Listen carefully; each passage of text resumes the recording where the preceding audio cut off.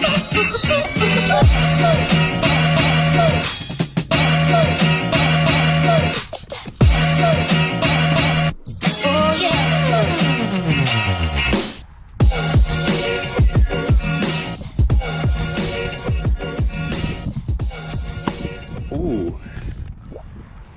Hey guys, thanks for checking out another video. You can tell by the title, this video is about a DIY hot stove that I made. I was looking into getting into doing some hot tent camping, but to be honest, I was really shocked with how expensive it is.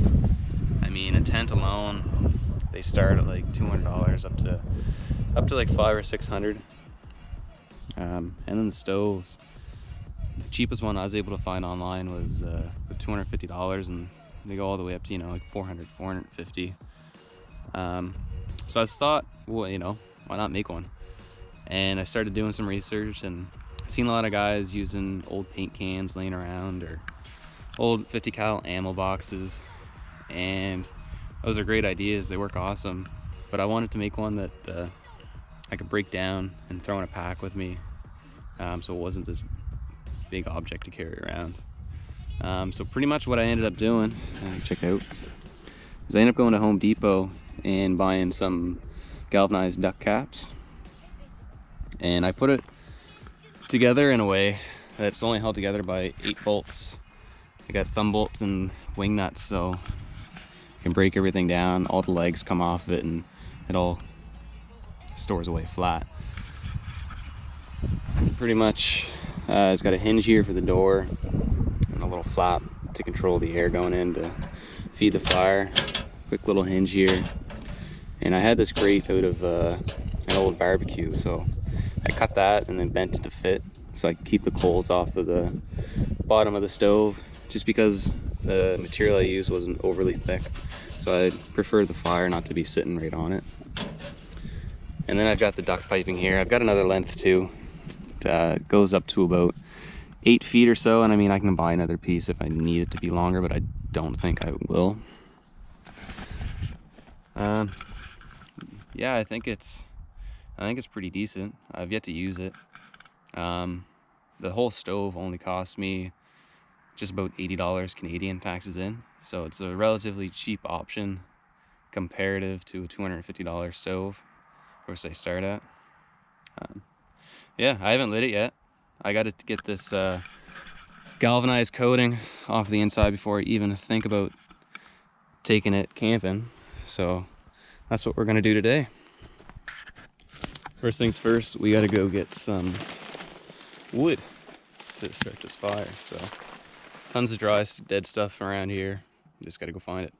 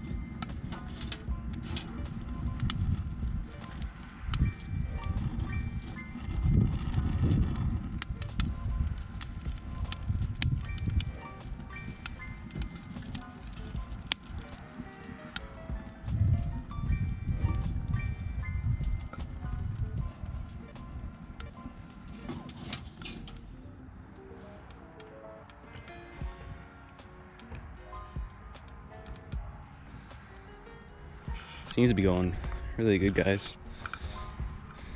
I wish you guys could feel just how much heat's coming off of this right now. One of the things that I was kind of concerned about with this is the hinge getting too hot, and it's not overly hot, but definitely a lot better using a pair of gloves to open that. But we got a really good fire going right now. So what I'm gonna do is I'm just gonna go grab my kettle, and I'm gonna boil up a pot of water on top of it just to show you guys just how hot this is getting.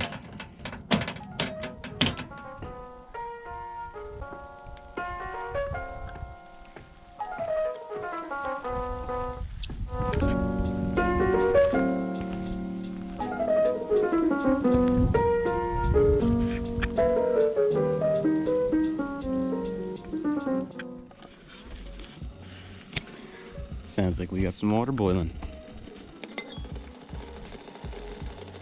Perfect.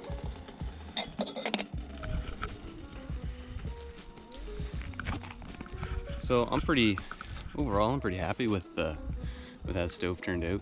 It's burning good. It's nice and sturdy. If you guys do want to make this, I'm gonna but I'm gonna put all the items that I use down in the description below. The little material list up so that you guys can make one if you like.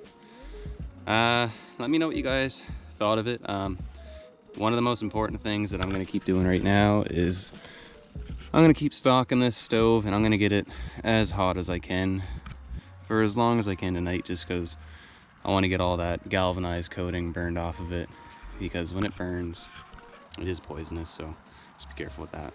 But once you burn it off, it's all gone. There's other methods to get rid of it.